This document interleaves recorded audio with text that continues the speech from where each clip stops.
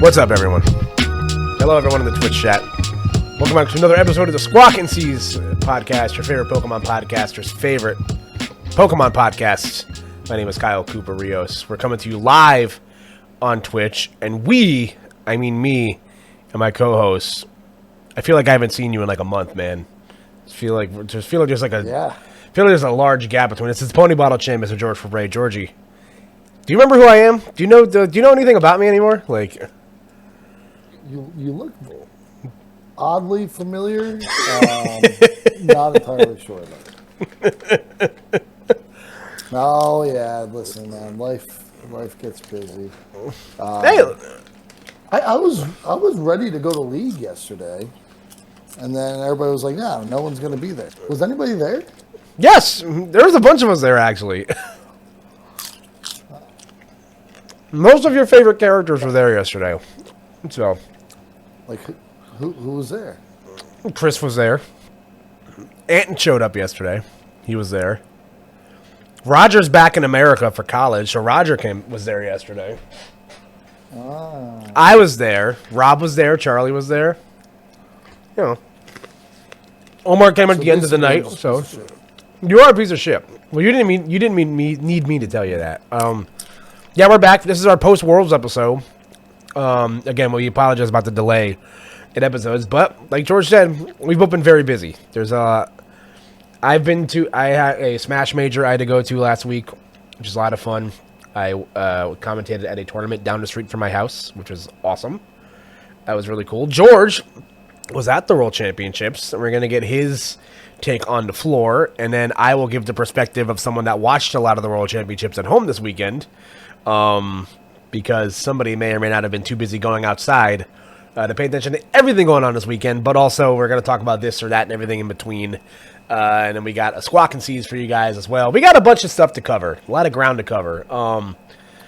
Yeah, we do. You know, the thing I want to start off and just say is, like, this format just needs to go already. You know? You're already tired of it? I barely played it, and I'm just like, I don't know. I'm just like over it. I'm ready for Megas. I'm ready for something new and exciting. I am also ready for that, and we can talk about that a little bit more at the tail end. For some stuff coming out, but yeah, as I'll start the show as I always do. George, how are you? It's been a minute, but you've been busy with life at home. How are things? How you doing? How you hanging? I'm good, man. You know, just work is crazy as usual. You know, this week is the last week of the month, so that always keeps me busier than typical. I've been places. I went to Red Sox Yankee game last week.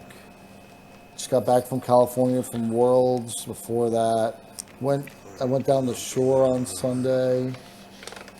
Yeah, it's just, I feel like I've barely been home. Barely recognize my house. Isn't it kind of crazy when you are essentially living out of a suitcase for like a week? Like, really puts into perspective how much you miss your own home for a bit. So yeah, it's been nice just the last couple days, hanging on my couch, getting my DoorDash, back to something normal, But how about you, man? How was your day? Good. Everything's going pretty good. I was very close to having a 3-day weekend this weekend, but I have to work at my job this coming Saturday. So I, unfortunately, am being deprived of the 4-day federal holiday weekend, which sucks. Oh, where'd you go, George? What happened to George? Can you? I'm here. I just saw a video. I don't know what's going on with my internet, but it's like not. I can hear you. Oh, there you are. Okay, there you're back.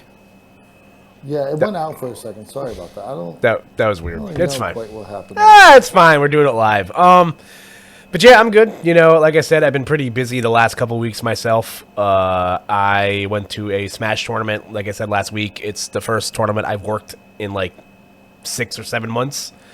So that was nice. Got to see some friends. Got to do a commentary block with Emily, which was really cool. So don't get to do that very often. Very cool.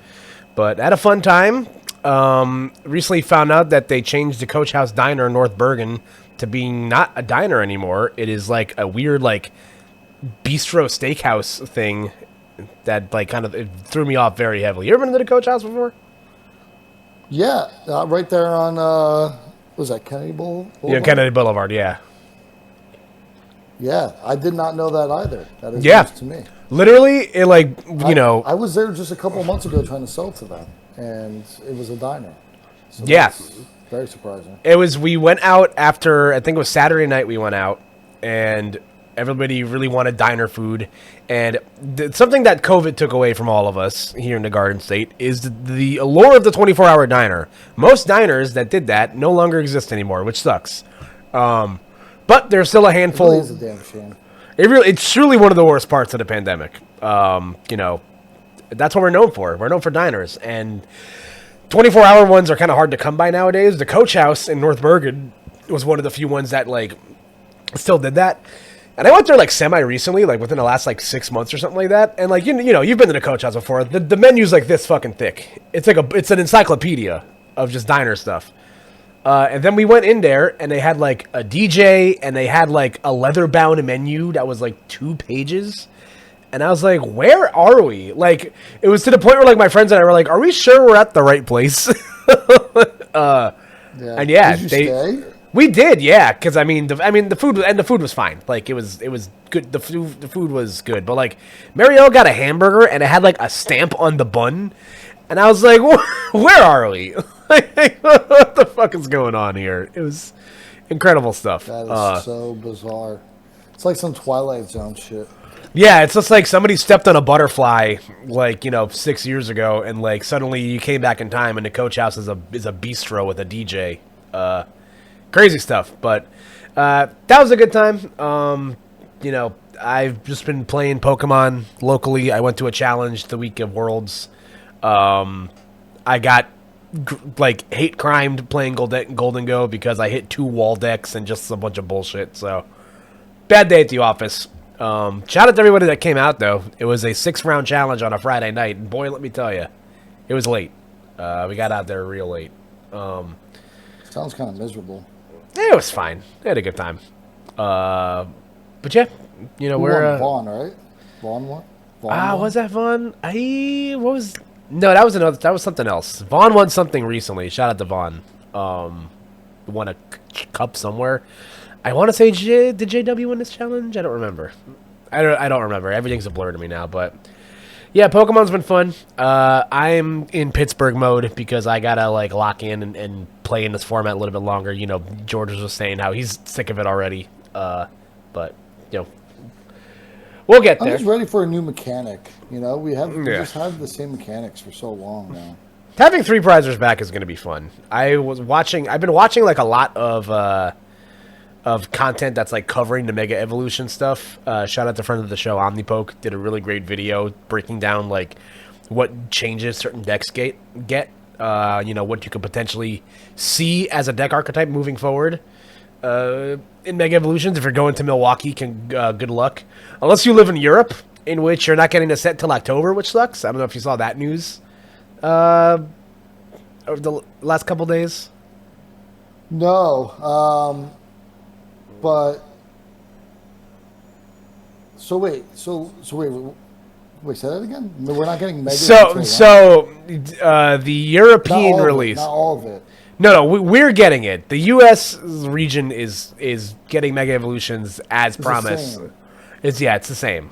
The problem is, I think there's the distributors in Europe. There's like a product issue, so Mega Evolution is being delayed release wise in Europe. So all affected regions in Europe are not playing. We're back in this weird situation where like not everyone's standard formats are the same. So if you're going to Milwaukee, you'll be able to play in standard format with Mega Evolution. But if you're not, then if you're playing like sanctioned events in Europe, that set does not come legal until like the second week of October or something like that. So just some unfortunate distributor issues. Doesn't affect us. We're not in Europe, but. So wait, but it's just so it's just a distributor thing. So it's like they're going to be synced up eventually. Yeah, pretty much. So okay. It's just a matter of just like, depending on what part of the world you live in, you might be playing in different standard formats for a little bit, but Do you think it's because like product is just so hyped and they can't keep up? I don't know. It could be that. Obviously, the product shortage has been an issue for a while now. So I don't know. Maybe that does have something to do with it. But I mean, they really, from what I'm seeing, it depending on what you play, like not much really changes. At least like from the a Pokemon standpoint, like not much really changes. But we'll get there. Shout out to a new Mega Evolution that dropped today. We got the official. We're recording this on the day that Mega Halucha officially got revealed as a new Mega coming out in Legend ZA. I love Halucha. That guy rocks, and the Mega Evolution looks sick. It's literally just Rey Mysterio. It's so cool. Yeah, and you had a very viral tweet go out. Yeah, just of a metal chair. Yeah, who would have known? Yeah, for context, maybe I'll just pull my tweet up here real quick, so because I can, we can do that on the fly. Let's see here. Yeah, I made a tweet regarding the optimal held item for Mega Halucha, and it is literally a metal chair. For anyone that watches professional wrestling, you're familiar with the concept of what the metal chair is. And we've gone to the moon. I haven't had a tweet go this crazy in a minute. I think it's because I hit wrestling Twitter. I think that's what ended up happening to me. I don't know. It's crazy. Yeah, I haven't been able to look at my phone in hours. So,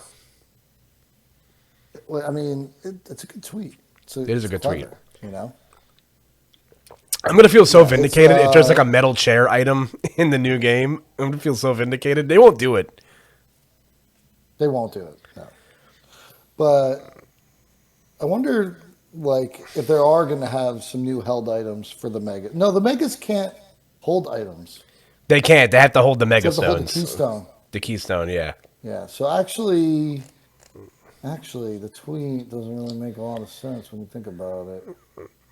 All right, what if the Keystone's in the chair? Huh? You ever think about that one, smart guy? We got to poke the fun out of everything. Is the chair? Yeah. The Keystone is the chair. Yeah. Somewhere JR is. You could argue that just Halucha could just have a held item as a chair, not even Mega Halucha. Now we're talking. Now we're cooking with gas. Yeah, I gotta say, still a luchador, isn't it?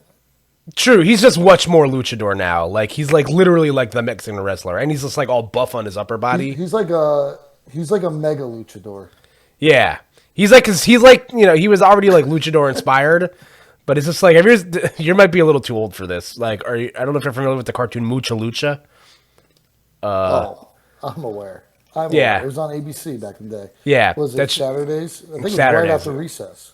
You might be right, yeah. That show ripped. So it's just like, it's like very exaggerated, like Mexican wrestling. Just like the mask, the big shoulders, the bright golden colors. He looks so sick. Yeah, I think the lineup actually was Recess, then that, and then Knight Rider.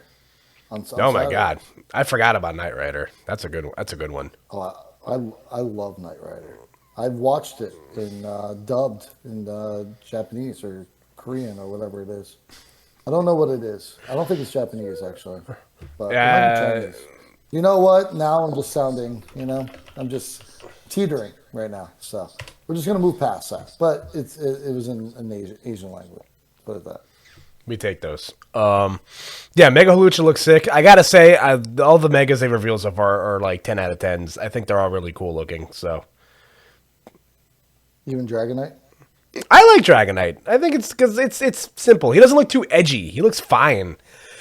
I think we need some of the Megas to look a little more like whimsical and silly, not just like like whatever the heck happened to Mega Lucario. Like, why is Bro's hands red? It just makes no sense. I don't know. Some of these Mega designs I just have not really resonated with me. Yeah, I mean, Dragonite got a lot of hate on Twitter, though. So, I don't know. But I think it's going to be a popular Mega. How many more are they going to reveal, you think? I think there's going to be a bunch more. Now, I don't know. Granted, this is coming from someone who hasn't like read the leaks of all the new Mega Pokemon. As someone that like I don't know how you are when it comes to Pokemon games. If you play them, I'm still unsure if you like Pokemon. Even a year later hosting this podcast. But like when it comes to Pokemon spoilers, I usually don't reserve myself for looking at spoilers for the new Pokemon in the region. It's more so story spoilers I avoid. And even then, I haven't like looked into like what all the Mega Evolutions are, but I know there is a list out there somewhere that has a list of all the leaked Megas. So we're probably getting at least a decent amount. I mean, we got a shit ton the first time. I'd be shocked if I'd be shocked if they're going to bring this mechanic back and not like give us a decent amount of double-digit Mega Evolutions. Yeah. I don't know if I'm going to play the new game, Legend ZA. I feel like I'm going to have FOMO, buy it, and then play it like twice. And that's probably exactly what's going to happen. Well, I don't have a Switch 2. I don't know if that's going to matter. No, you can play it on a regular Switch. But it's not going to be as good, right?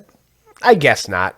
That being said, though, shout out to Marielle. We are co-sharing a Nintendo Switch 2 with Pokemon ZA on it. So we are joint custody. I think I get it every other weekend, so it should be fun. Very much looking forward to that. So couples that ZA together stay together. I hope so. That's what they say. That's what they say. Yeah, that's what Streets say for sure. Who is Streets? I don't make it up. Yeah, looking forward to playing this Mega Halucha. That guy rips. But yeah, to talk about everything else going on in the world, like we said, the World Championships just happened. We did. Mr. Fabre, you were on the floor at the World Championships in Anaheim this weekend. Dare I say, you were on the floor much longer than I think you expected to be there. Way more. So talk about your general weekend, your long stay in Anaheim, California. How was it? Did you have a good time? Yeah, Worlds was actually really cool. The setup, or I should say the venue, was quite literally perfect for what they wanted. Like the badge check-in, the space that they had for that was far too large. They didn't need all that, so they're probably gonna recognize that for next year. But everything was like almost like a college campus is the best way I could put it, right? And Harrell and I were like walking around. I was like, dude, this is kind of like a Pokemon, right? Because you have to like go here first, get your badge pickup, right? And then once you do that, then it unlocks the other doors. Like you can't, you know what I mean? Like yeah. when you first visit like a town, you're like, you have to do this first, in like an RPG, and you can't. So like it's like you try to walk into the convention center, they're like, looks like you don't have a badge. Go here to get your badge. I was like, it's like the big yellow text of telling you where to go. Like. Yeah. So go get our badge pickup, and then we got in late on Thursday. Got In-N-Out. In-N-Out is mid, by the way. Hot. Thank you. In-N-Out, I think In-N-Out sucks. Mid as fuck. But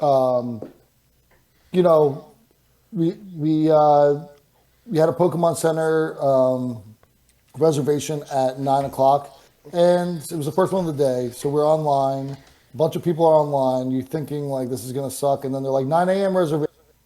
It's like the parting of the sea. It's like moving out of the way because they can't get in. The first ones they got in on Friday. What was really cool, and I think not enough people tweeted about it, but if they saw you there on Thursdays and you had a reservation, and they saw you like go in multiple times on Thursday, they weren't allowed. Even if you had a reservation. Oh, okay. You could give it up to somebody else, but you can't come in. That's cool. So they really limited that. I bought one singular deck box, the Arcanine deck box with the mascot on it, Squawk himself. Still managed to spend $415 though. Yeah, I just want to show it off once again. Thanks again. Shout out to Georgie for break. This is literally one of the coolest things I've ever gotten. It's the Pokemon baseball jersey. For those of you who want to see it, it's not closed because I just wore it the other day. But this is one of the coolest things I think I've ever. Because, like, you know, I don't know how you feel about this. As someone that is, like, very openly a nerd, you know, sometimes wearing Pokemon merch in public, it's a lot, you know. Some of the designs they put on these things is a little gnarly. I like this stuff because it's, like, very subtly Pokemon. Like that crew neck you have that, like, looks like it's, like, the 1996, like, World Series logo, but it says, like, the Kanto League on it or whatever. Like, stuff like that. Like, stuff that's very, like, you know... Like, yeah, I know what you mean because like I'll wear Pokemon off-brand stuff, but like Pokemon, yes, like actually like branded Pokemon stuff, I don't really like. It's not really my style, if that makes sense. Like it's too, and I know what you're saying about the jersey. It doesn't give that like I'm gonna say like childish, but like you get what I mean, right? I get what you're trying to say. Yeah. I feel like childish is rude, but like it's very meant for. It's like very PG. Yeah, I think walking the line between streetwear and like stuff you'd find at Kmart is like the margins are very small there. So like I like stuff like this where it's just like it's streetwear, but it's not like very loud. Like hey, this is like the Uniqlo stuff. You know what I'm saying? It's like it's very like subtle. Right. Exactly. I feel that's how I feel. Exactly. Yeah. So I'm with you on that. I think that was probably the coolest thing there.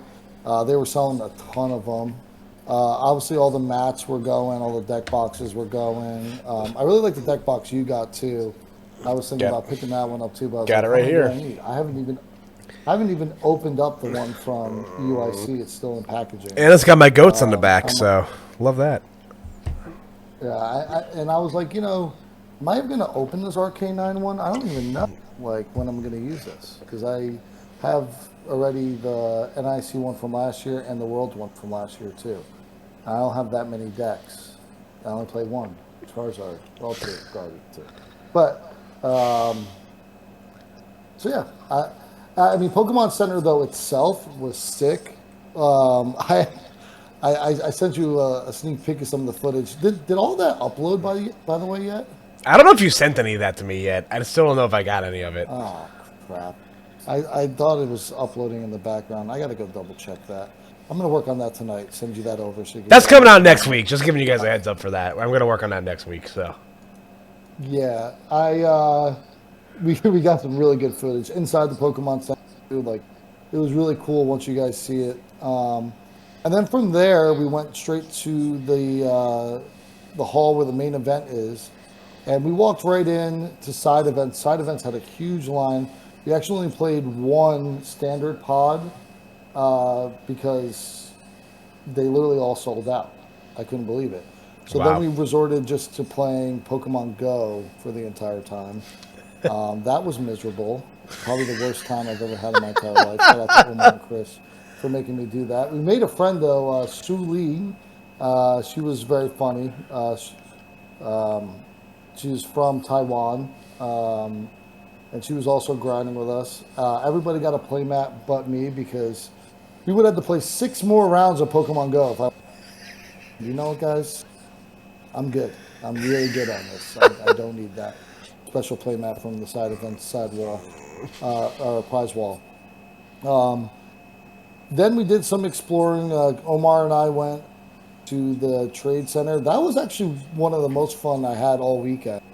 Was at the trade corner, and that we have some pretty good footage there. We were wheeling and dealing. I was kind of in my element because it's like sales. Right? Like, I was just selling. You know? The art of the sale with George Fabre. That honestly sounds really fun to watch. Omar was like, "Dude, you're really good at this." I was your boss. Like I'm saying, like come on, man. I'm just picturing you just like blacking out, like while they're just like wheeling and dealing. You just go into business mode, and then you. Just I was like, well, this one's 34. I was like, what if we call this one this value? Good deal. It's like rip this guy off, got his ass. But not really. They're fair trades, kind of. We got some people though. Shout out to it. You know what though, like. It's interesting to see where they value stuff because like people get stuff for so cheap in their own regions. Sure. And like seeing what it's valued at because like it's not accessible in America. It's like you're trading stuff our stuff is worth more, but it's worth more from them because it's worth more. Can't get it. Right. You know, if that makes sense. Yeah, But no, like, that to makes that them, tracks. it's like prize pack stuff, and I'm like, this cost you maybe $4. You know, like Sure. cost you like league entry to get this. So, but I did get the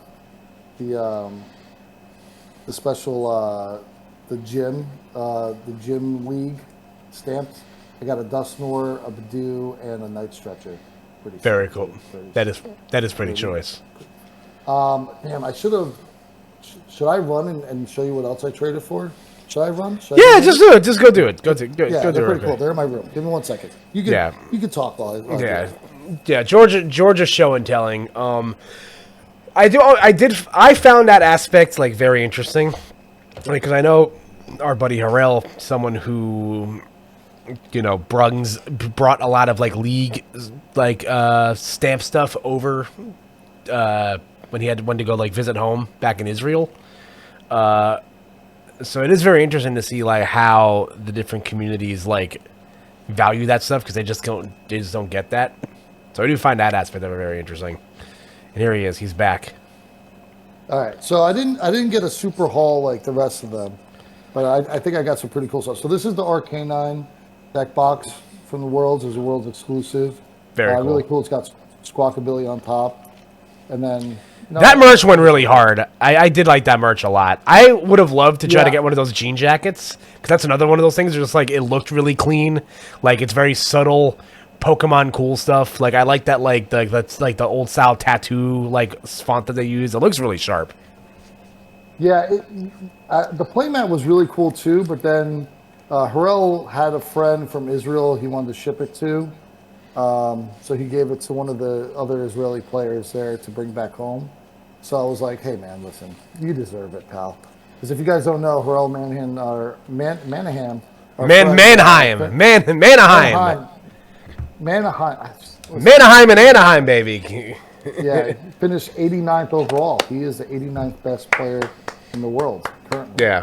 So, clap it up for your boy. So proud of him. I agree.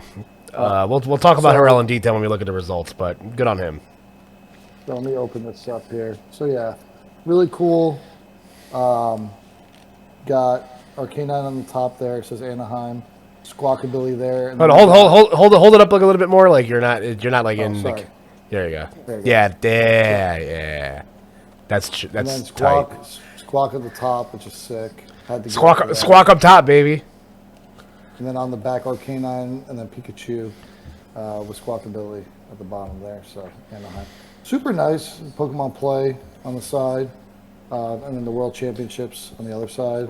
Very cool. The inside also pretty cool. Squawkabilly.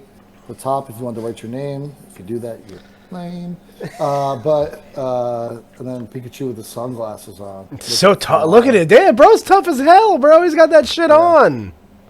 And then the inserts are pretty cool. Bro, the inserts in these things are always my favorite thing. Like these are the ones that came on the inside of the Anaheim one that you got me. Like, look at this shit. Look how cute they are. Yeah. It's really cool. And then I got, let's go to the cards. I bought a bunch of Team Rocket energies. Huh? Gee, am I? Yeah, you went out of focus. You went out of focus for a second. Like just like refocus your camera. Like, I don't know how to do that. Give it a second. It might like fix itself. You have to like hold your like something like really close up to it and then like autofocus it, or turn your camera on and off again. Whatever. That was weird. Yeah. 1 second. This is the perks of doing something live, folks. This is the magic of live television. I don't know why that would happen like that. That was weird.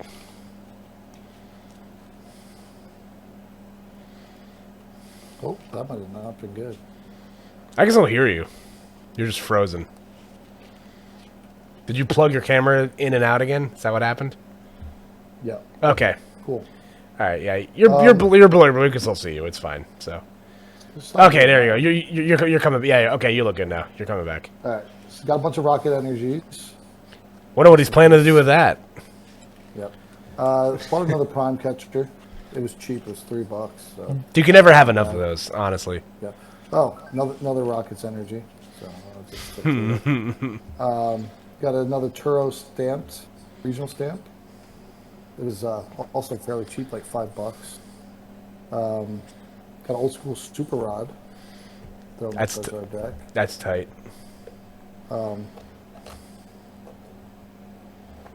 Get him away from me.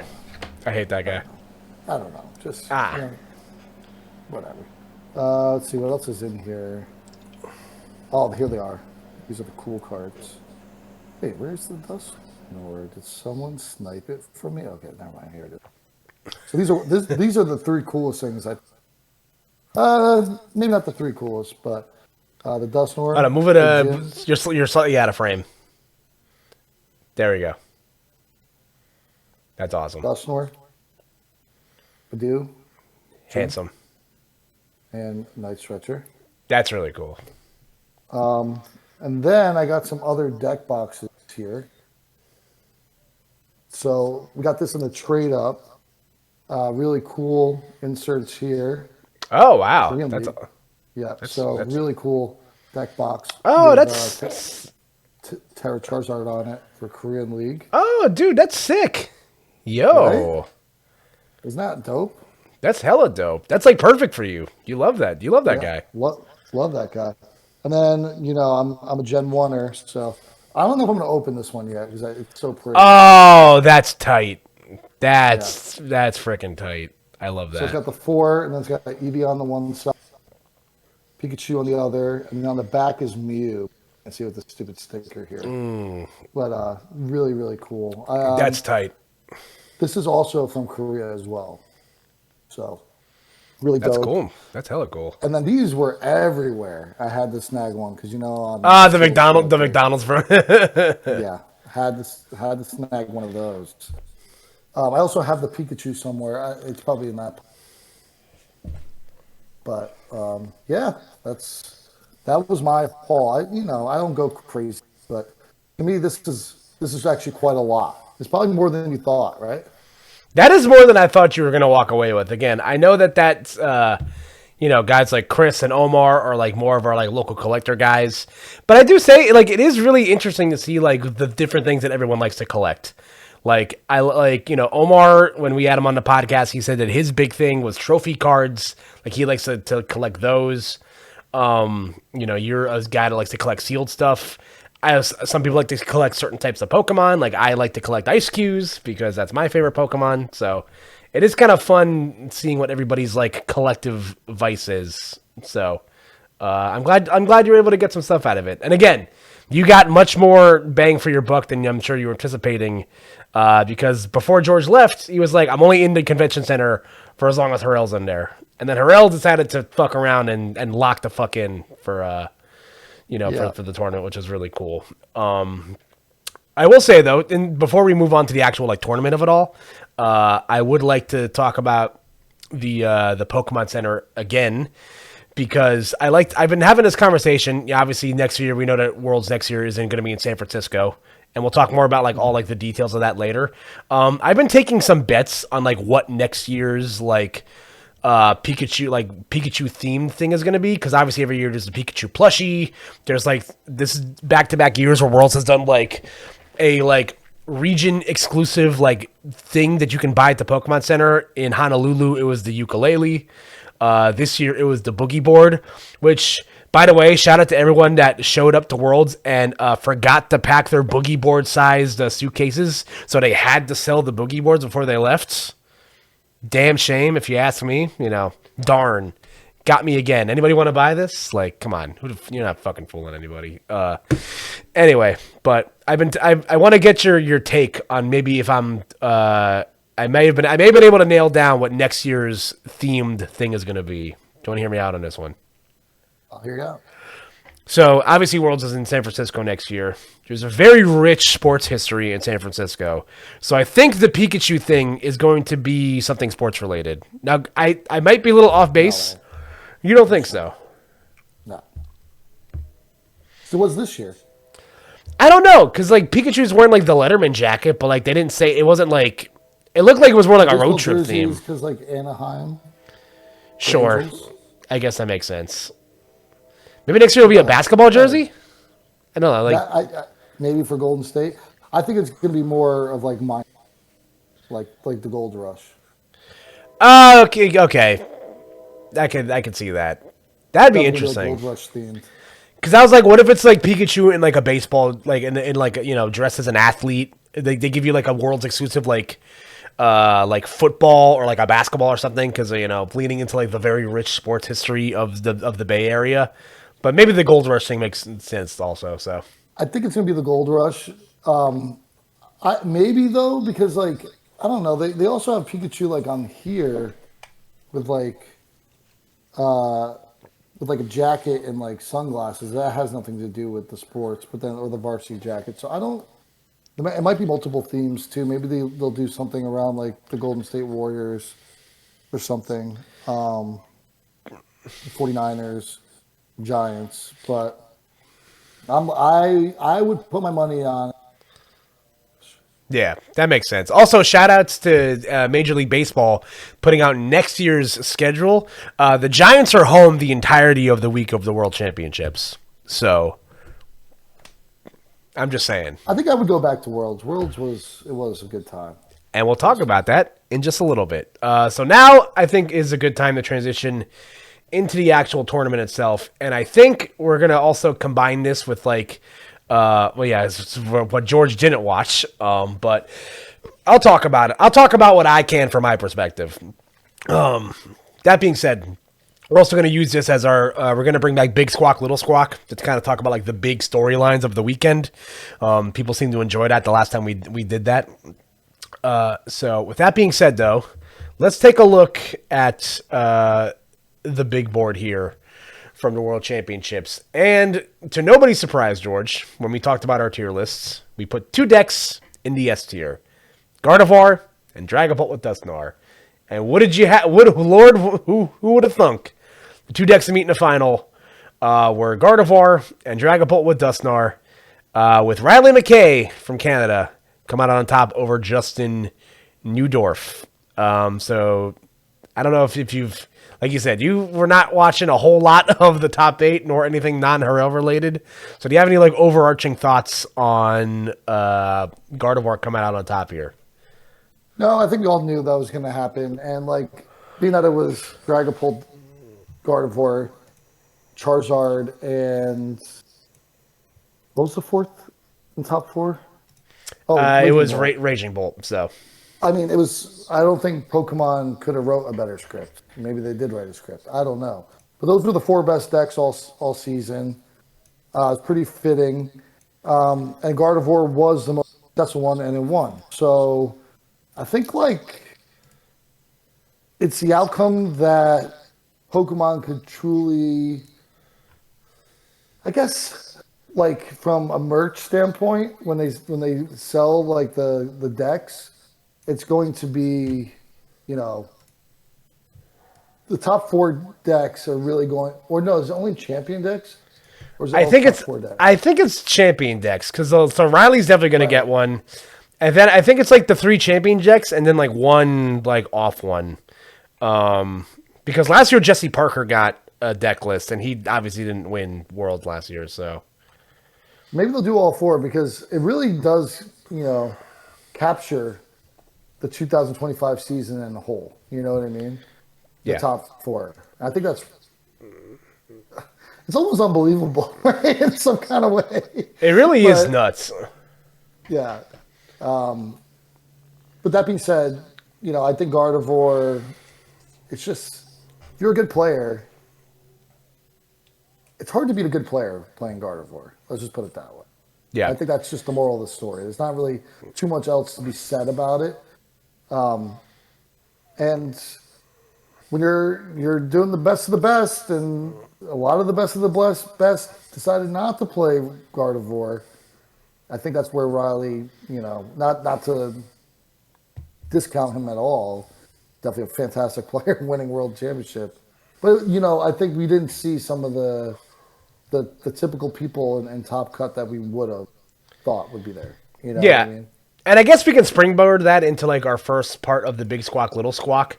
A lot of upsets in the first day or so. People, if you look at what people, who people would have predicted to make it deep into this tournament. Obviously, your Azuls, your Tord Reklevs, your Ian Robs. A lot of the Brent Tonneson, who was like the at the top of the leaderboards all season. All these guys kind of filtered out here. So. Azul went 1-3 drop. I think Ian went or something similar. You look at Jesse Parker, who auto qualified last year, and people were thinking, could Jesse rechannel the magic again? He went 0-3 drop, from the tournament. So there was a lot of heavy hitters, like you mentioned, that really fizzled out early. So like Big Squawk, Little Squawk, like what are you making of that aspect of it? I think Little Squawk. How do I put this lightly? People overcooked. Sure. I'll just leave it at that, I don't think they played. I think you don't want to put too much into it where, and they flopped, but they kind of did, right? Like, the best players, and they kind of flopped. There was a lot of people EU. I was selfishly rooting for the Poland player Matsis because I played him at UIC. I was like, if I say I could lose my first game of UIC to the world champion, do you think if you walked up to him that weekend, you think he would have recognized you? Absolutely not. He doesn't talk about me, Be like, you're the guy that doesn't know how to play the game. That beat on 5 in the UIC. No, he didn't even think about me. You took a game from him. Come on, let's not, I decked him out, which is insane. But, yeah, I think it's a little. I think you don't over-index it, right? I don't know. What is your take? I'm also going to little squawk it because the World Championships is like such like a weird thing to metagame for. It's like so like hyper constant, like hyper focused on like a handful of decks with like the really with like the best players in the world. So naturally, like it's all going to really come down to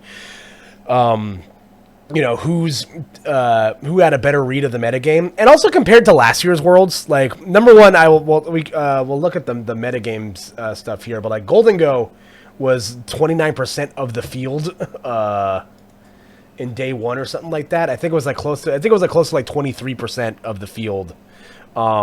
It was the best deck going into day one and day two of the tournament, which was incredible stuff.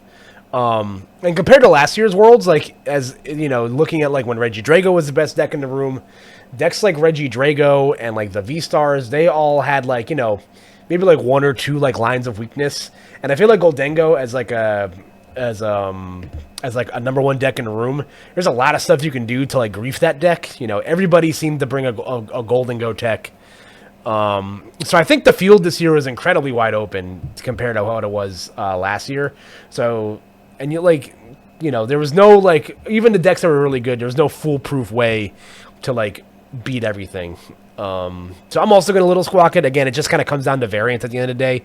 And something that I've heard a lot of content creators say, like I watch a lot of like Kieran's content, both the shift gear and like his own personal content.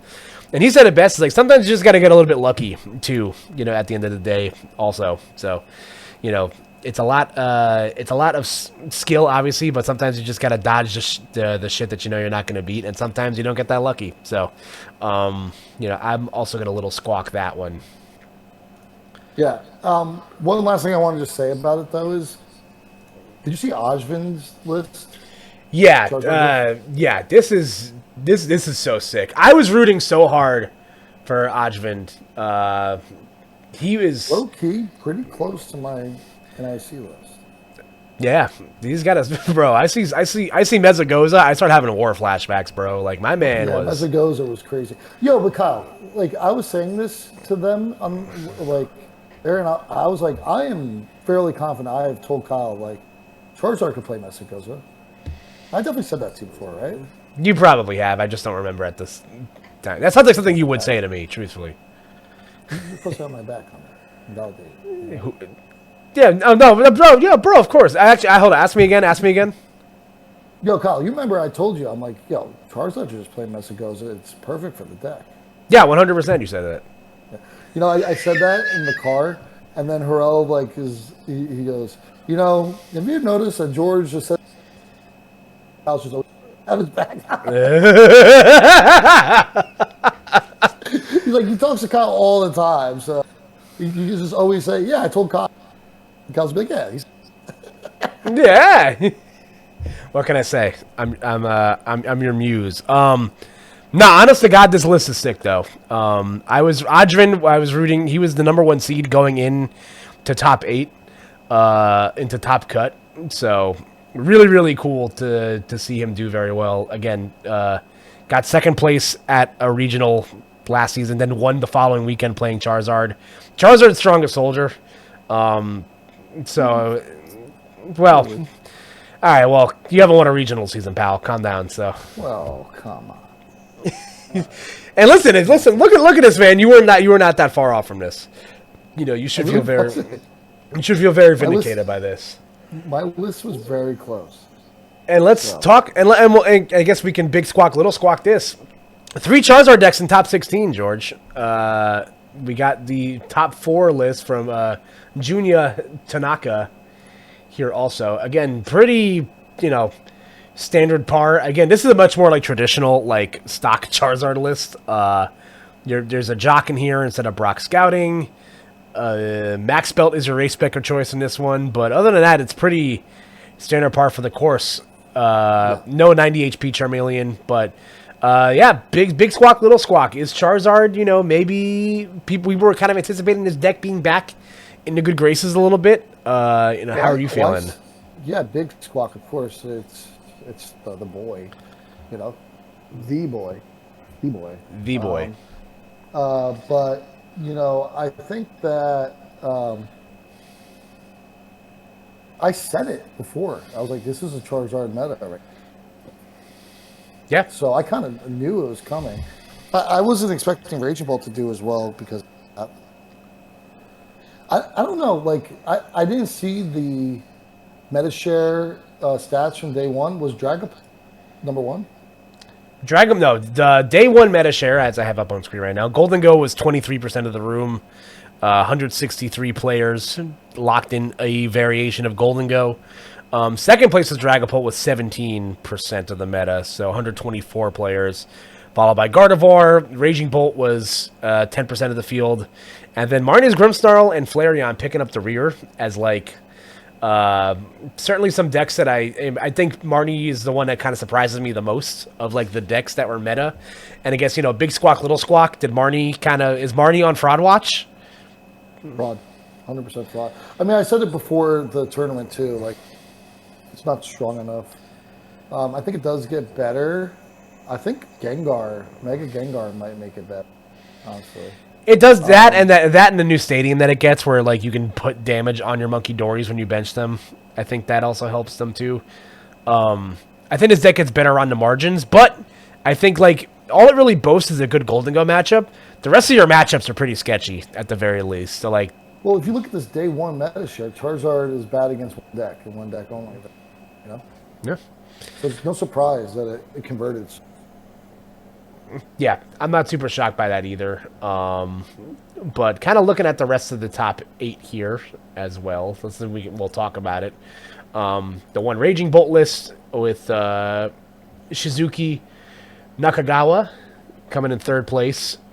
This list is interesting. The C-Pow in the list to help deal with Stadium Bump, I find very interesting. The 1 copy of Crispin I kind of hate. I think you at least lead 2. And you have to play the Squawk ability as well. Shout out the mascot. Other than that, it's a pretty par for the course Raging Bolt list. And they're playing Koraidon instead of Slitherwing. So, wait, can you check who he played? I think Harrell played him.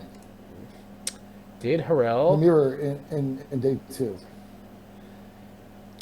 He did not play Harrell. No, So Yeah. maybe because there was another Japanese player that Harrell played that also played Koraidon. So it might have been the same list. I'm curious now. If you could pull up labs real quick. Yeah, I'm in the labs right now. I'll pull up Harrell's. And I guess we'll talk about him here. Big Squawk, Little Squawk. Let's talk about our buddy, Harrell Mannheim, Oh, the 89th place in biggest the squawk. world. The biggest squawk. Talk about it. If somebody was there in the field. Talk about it. How. This guy was just kicking people's ass all day, dude. Donking people, kicking their ass. He was just in his own element. So yeah. Oh, okay. So it was the 11th round. Click on that list there. Yeah. Top. Let's see here. Yeah, I mean, this is again a pretty par for the course list. Noticing that. First of all, the double baby bolt I love. I think that's the best card in your deck, hands down. So if you want to play like the games where you prize that card, it feels so bad. This card is a federal agent. It's so good. Yeah, but the Koraidon is really good for the air. Yes, I agree that it is good for the mirror also. So I think that's why the Japanese players were playing it so much. I think they might have thought like, oh, the NA players are season, so Yeah. let's play this instead of Slitherwing. Quite honestly, for this meta, Koraidon I think is more correct than Slitherwing because Pikachu wasn't really a thing, and I think Harrell mentioned that like Slitherwing wasn't really correct, like Koraidon was. Yeah, Maybe. maybe before the weekend because you didn't really know how popular Pikachu was gonna be. The Koraidon makes a bit more sense if you plan on playing a lot more mirrors. Maybe going into something like Pittsburgh, maybe that changes. Because you obviously see how popular like the cash in hand version of like Golden Go. He didn't play it at all. I found Harrell's list is very interesting. Opting to play the Leaves, went for the ADHP Hoot Hoot. There's a Mew in here and a Squawkabilly in here. But opted to play no single prize fighting type Pokemon. So I'm curious what his mindset was behind that. I think he wanted to just donk people. Valid. I think playing the Squawkabilly is good for that reason. You're going to play a lot more games that way. I like his list a lot, honest to God. It's really cool. So I think, like also, I remember talking to Michael about this. Like, if you're going to play Ditto, don't you? Isn't that like the whole point, I don't think Ditto's like essential to your game plan. It's nice to have it there. Yeah, but to Ditto into Squawk, going second with a potential donk on the line is pretty powerful. Yeah, that's pretty sick.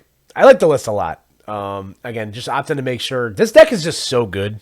Like Raging Bolt is again like it's very like refined. It's very most lists are gonna play around the same like 55, 54 card skeletons. It's really just like around the margins where you want to like find those like last 5 cards you want to use. But like the deck is just super consistent. And something that Harrell said while we were out there that really stuck out to me is that he was just like, play what you're comfortable with. Don't try to pigeonhole yourself into something that just because it's the best deck in the room doesn't mean it's the best deck for you. I look at someone like what happened to Omar when Omar went to Worlds last year. Omar got talked into playing Charizard when he, is not necessarily a Charizard guy. So I let this be a sentiment or a testament that play what you're comfortable with. Harrell was playing. Yeah, 100%. I think that's why is because he was very comfortable with his deck choice, where other people were playing some. Some of the lists from Worlds, like if you just look at them. Yeah. And look at Michael Davison's list, Cardi's list. Also, real quick, I got to talk about Harrell's round 5 opponent because this guy has like the most Key and Peele like football intro name of all time. Wicked Corn, look up. Like I can't even pronounce that. Like the Birkinshaw Ferguson. He played double Watchtower. Check out his deck list. That is some federal agent ass stuff for sure. This man was specifically sent by God to like stop Harrell from winning this round. Double Watchtower. Cool, dude. Harrell was like, he was like, Watchtower bumped it. Oh, okay. That's stupid. I lost. Yeah. But look at Michael Davidson's list. Like, I'm not trying to like talk shit, but I think this is like I gotta go back to Harrell, yeah. And this is like a complete like overcooking in my opinion. Well, then let's big squawk, little squawk this. Jellicent. I think this card was like a little squawk in terms of like the impact it had, because like look at the deck that won Worlds. It's the build of Guardy without it. If this thing did anything, it's just caused a divide in people what they think is the best way to play this deck. And while it gives you a much more interesting way to play the deck, I just don't think it's I don't think it's going to be enough for you, in my opinion. I've been saying a long time. I think Devo Flutter Main is the proper way to play it. Obviously, it's easier said than done now at this point, but yeah, but this list, I just don't know. Like, no balloon, Like, well, what do you really? This is more control. I mean, I think the plan is. I mean, this in a meta where everything's playing like 3 or 4 boss, and also the fact that you're playing a 2-1 split of the Jellicent means that like if you just move it out of the active, then like your opponent, you're just able to play the game again. So like even things like Iron Bundle like see a lot of play.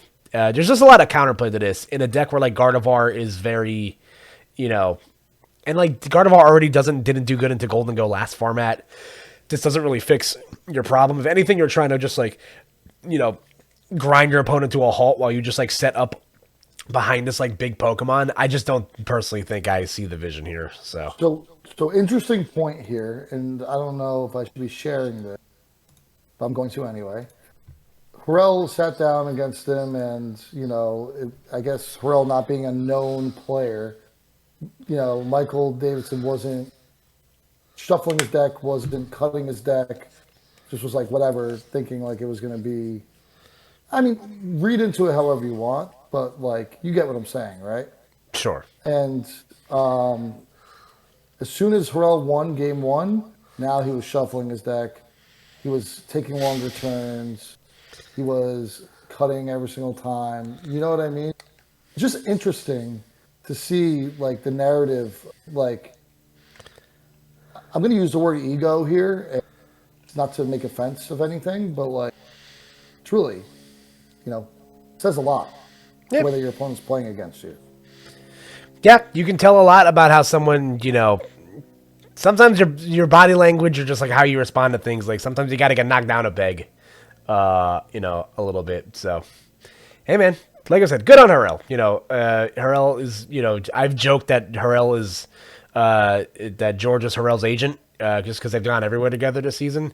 To see him string it together to have a really good run at Worlds this year was awesome. We were all pogging off, getting all the in-between round updates. I'm so proud of him. He really worked hard for this. And he was talking all this shit about himself.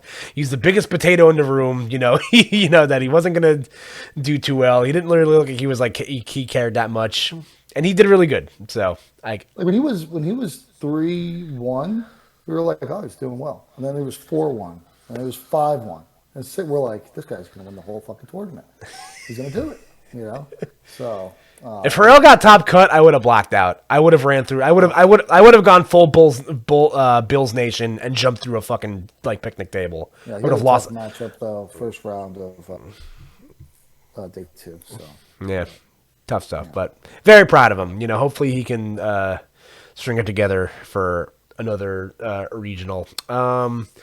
Let's see here. In terms of just like big squawk, little squawk stuff from what I was watching at home, I don't know if you saw the footage from the stage of Worlds. The LED. We didn't go. But did you see any of the footage like after the fact, like online or anything? Do you have any of what I'm about to mention about like the LED stage and how like they put like the kind of. So I mean, we were watching it. So anyway, at that point we were at the trade corner. So Worlds was held in a stadium finals, which was really cool. As someone that's had like Smash, that's something that like Smash picked up on like, 9 or 10 years ago, the Sunday finals being in like a stadium or like a separate theater, like then when the tournament was being held.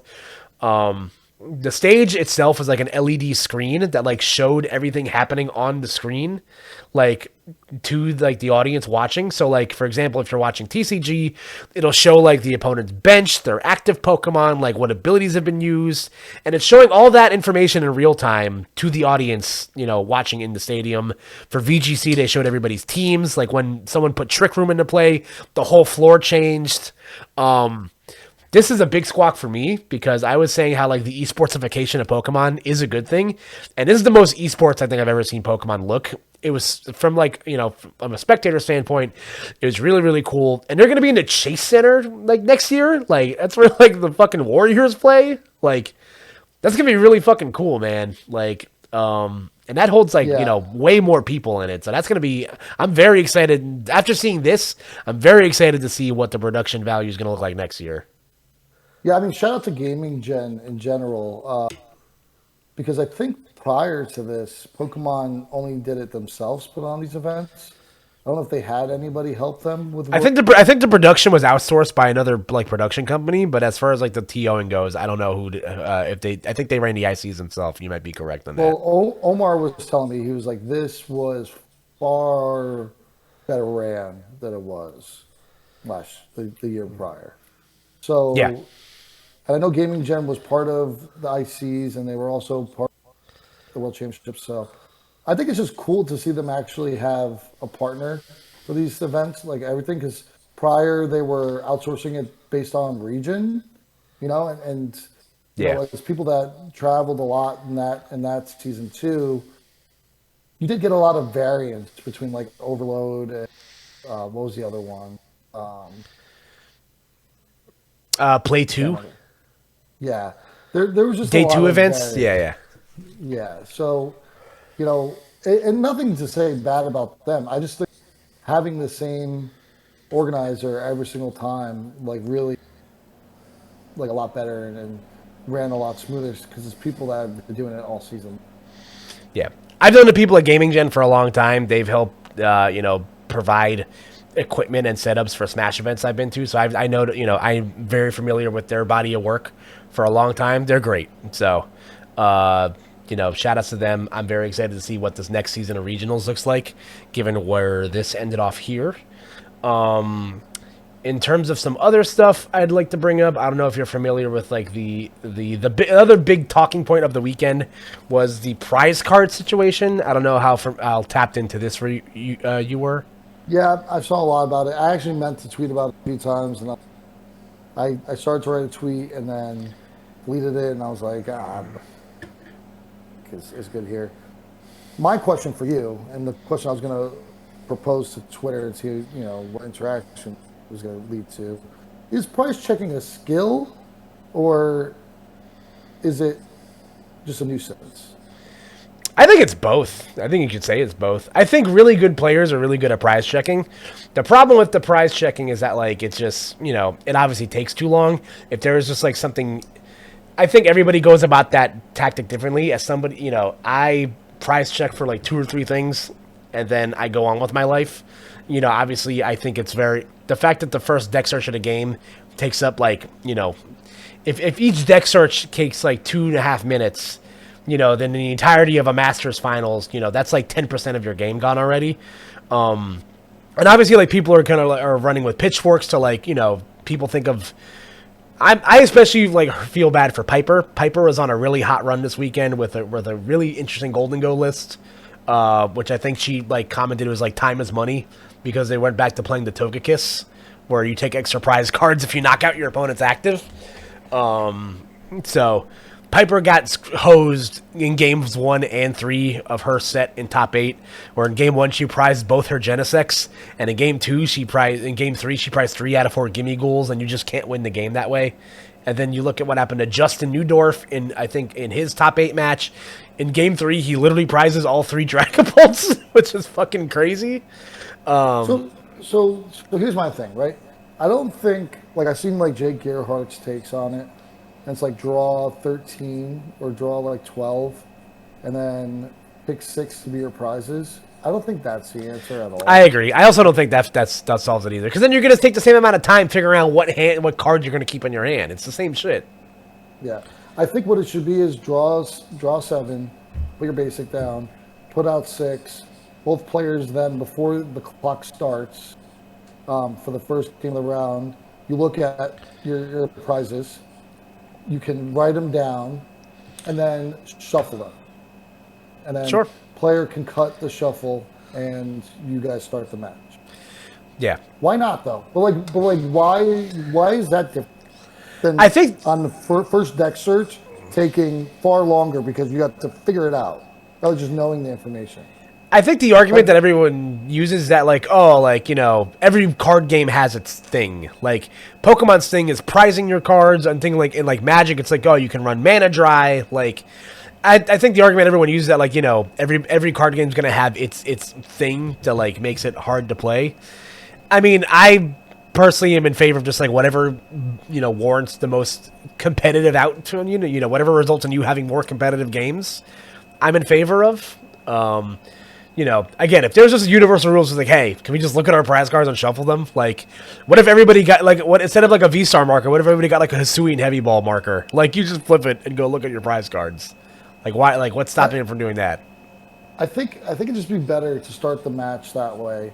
The games would be more competitive, and so people concede faster. And Yeah. it wouldn't be check everything, and then you're looking at it, and now you're debating in your head, do I concede? I don't know if I concede. I'd much rather just be okay, start your hand, look at your prizes, you look at it, and you're yep, I'm not going to be able to win this based off my prizes. Let me just concede right now. Yeah. Does that make it for a better or worse I think experience? so. I think it's better. I think better. I think it's a better gaming experience. I think it's a better viewer experience. Nobody wants to sit viewer there. Experience is what I'm really talking about. Yeah. Like TCG always has the highest amount of entrants, but they're always the last ones out of the room, and they're always the lowest when it comes to viewership, because the games just take too long. I just feel like it would be. You just save so much time. You both on the viewer side of things and the playing side of things. There'd be less ties, especially now going these new time rules for next season, bro, are going to be so annoying. Plus 1 turn, it sucks. It's going to take, games are just going to take longer now. So I don't know. I think it's worth looking at it. I think they should do it for regionals, and they shouldn't do it for cups. Sure. Other sanctioned events, local sanctioned events, you can't do it. Regionals, you can. Sure. Yeah. I don't know. We'll see. Maybe I think it's worth looking at the game under a microscope. Nothing is perfect. Everything can be improved upon. Hopefully there's some sort of solution, or just reprint Hisuian Heavy Ball. How about Mega Hisuian Heavy Ball, where you can look at all of my prize cards and take 3 basic Pokemon out and put them into my deck or something. Play exchangeable ticket, a redeemable ticket, forehead. There's answers here. I don't know. I think it just makes a more competitive game. If both players know their prize cards going in, you can make more informed decisions. You'll get better viewership, better competitions. The playing field will be evened a little bit more. It actually takes away from cheating as well. Yep. Because one other thing that is definitely a problem that people are afraid to say is that when someone checks their deck and they're putting all the energy to the front, all the Pokemon to the front, yeah, deck checking that way, you're messing up the randomization 100%. Yeah. Every single time. I don't care it feels gross. I don't love it. You know what I mean? And now you're messing with randomization. People that are sleight of hand now have an advantage because they're allowed to do that. So you're taking that away too. You shouldn't be able to deck search for that amount of time. Ever. In my eyes. But I've always thought that was a weird part of the rules. Whenever I see my opponent doing it because I don't prize check. But that's why I stink. But, You stink. But yeah, that's my take on it. Yeah, I think everything can be improved upon, and maybe they'll look at this and they'll maybe find some sort of a mid-season solution or something. But we'll see, man. We've been going for yeah, I agree. We've been going for a bit, George. You got any other overarching thoughts on World Championships before we wrap things up today? So no, wow, we're at 1 hour 16 already. Jesus Christ. Yeah. I think this is a lot of fun. I'm very curious to see how, everything post-Worlds shapes up these first couple of regionals of the season. We have Monterey, and then I think there's also a regional happening in Europe the same weekend. I think it's Gdansk are both on the same weekend. And then right after that is Pittsburgh. So we're still in this format for just a little bit longer. I'm very excited to see how people take the World Championships and maybe kind of spin that on its head. What decks are back on top, what decks are not in favor anymore. It's gonna be fun. Yeah, I'm excited to get back into playing some Pokemon again. So it's gonna be a fun hang for sure. Yeah, same. I think. Question mark. Yeah, we're going to Vegas. We're gonna play with Mega Evolutions. It'll be fun. You can play as Mega Charizard. I'm back off. I don't know if I'm going to Vegas. Oh, this guy sucks. Come on. I think you want to go to Vegas. We'll see. We'll talk about it. George, where can the people find you, Georgie? They can find me at Ponyball Champion YBTL Champ on the X platform. Yeah, that's really it. How about you? I'm at Koopa NJ across platforms. Check me out everywhere. Check out the podcast, Squawkcast, and on Squawkcast on YouTube. We're like real close at 100 subscribers, folks. We're almost there. We're entering Q4. Let's end off the year on a high note. As we mentioned, we got the World's vlog coming out soon. We're gonna get that. I'm gonna get that footage together. Wait a minute. Is this our 1 year anniversary?